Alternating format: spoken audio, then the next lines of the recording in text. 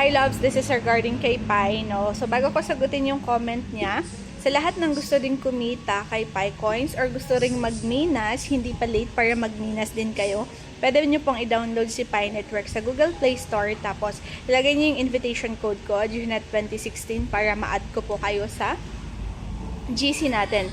So yung mga tutorials ko sa aking Pi Network, punta kayo sa profile ko dito sa TikTok, tapos nandyan po sa aking link po yung bio. So punta kayo doon, manood kayo ng tutorials para matuto kayo about kay Pi.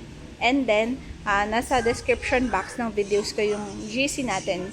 So sali kayo sa GC natin mga loves, okay? So sa question niya dito, sabi niya, ba't di po ako ma-verify ng phone number? Po kasi walang PH po, tapos yung email ad ko din po tama naman, pero hindi pa rin ma-verify, okay?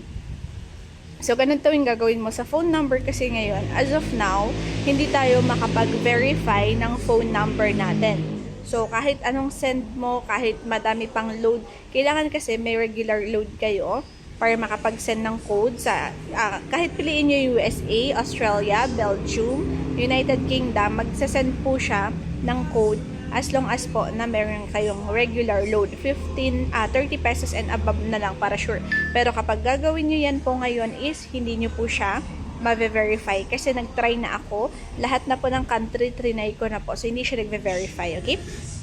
Mamaya na lang siguro. Tsaka na kapag nag-require na si Pi sa atin. Yung email, kapag ayaw sa email mo, wala kang nare-receive na email, gamit ka na lang ng isang active email mo pa.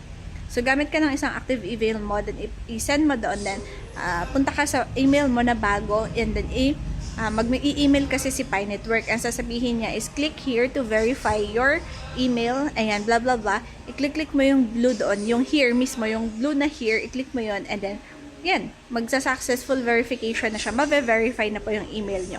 Yes, mga loves, sa mga new users sa Pi, kailangan po na verify po ang inyong email address, Facebook, and password. Yung KYC wala pa, yung phone number wala pa. Kailangan nakaset up po kayo sa mainnet checklist nyo at nakasecure yung account nyo. Kasi kapag minsan naglalag out, mawawala po yung mga mini-minas nyo na Pi coins kapag po hindi nakaset up yung account nyo. Okay? So, magugulat na lang talaga kayo kinabukasan. Magmiminas ulit kayo pero zero pa rin yung Pi coins nyo. So, sayang po yung oras at araw na dumadaan kapag hindi kayo nag-set up.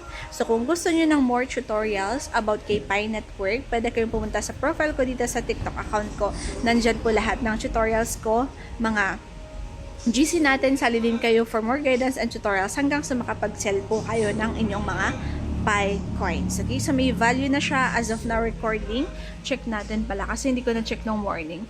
Pero steady siya. Nagsisteady pa rin yung price ni Pi. Let's see, magkano yung price niya. Oh, $1.88 pala. Nag $2 siya kahapon. Kagabi, I think.